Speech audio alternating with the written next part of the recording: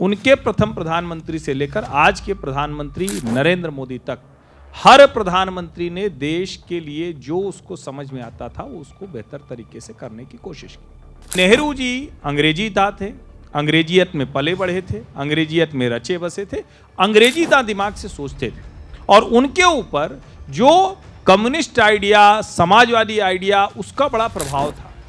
और यही वजह रही कि उनकी जो सोचने की एक, जिसको कहते हैं ना कि नीतियों में भी आप देखेंगे और हर जगह, तो वो एक तरह से हिंदू आचरण व्यवहार से विपरीत व्यक्ति थे। सिर्फ इतना भर नहीं कि सोमनाथ मंदिर में उन्होंने डॉक्टर राजेंद्र प्रसाद को जाने से रोका, मूल रूप से वो हिंदू आचरण, हिंदू व्यवहार के विपरीत व्यक्ति थे। उसी प्रधानमंत्री अटल बिहारी वाजपेयी के समय में देश के गांवों को जोड़ने का काम शुरू हुआ, जिसकी वजह से आप किसी भी गांव तक पहुंचते हैं तो वहां तक पहुंच पाते हैं। उसी समय में देश का पूर्वोत्तर, आज प्रधानमंत्री नरेंद्र मोदी ये बात कहते हैं, असम से 10 साल तक सांसद रहे राज्यसभा के मनमोहन सिंह जी, लेकिन उस वक्त का एलोकेशन देख लीजिए बजट का, उस वक्त वहां कनेक्टिविटी देख लीजिए, उस वक्त की वहां सुविधाएं देख लीजिए और पिछले 11 सालों की सुविधाएं देख लीजिए। उस वक्त department of north east region यानी डोनर की शुरुआत की थी Atal Bihari Vajpayee.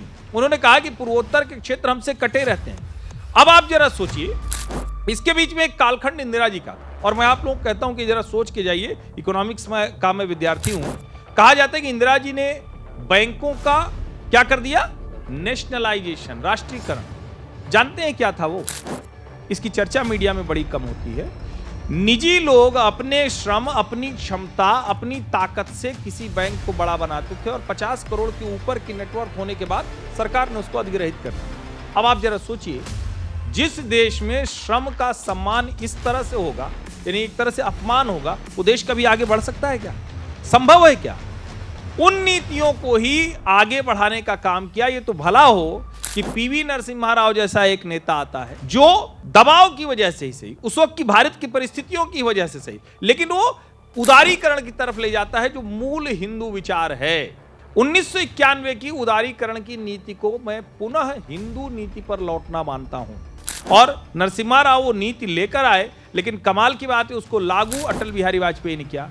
Power reform, telecom reform, जितने तरह के आप रिफॉर्म कहेंगे वो सब अटल बिहारी वाजपेयी की सरकार में हुए। और इसीलिए मैं कहता हूं कि आधुनिक भारत के असल निर्माता जवाहरलाल नेहरू नहीं, अटल बिहारी वाजपेयी थे।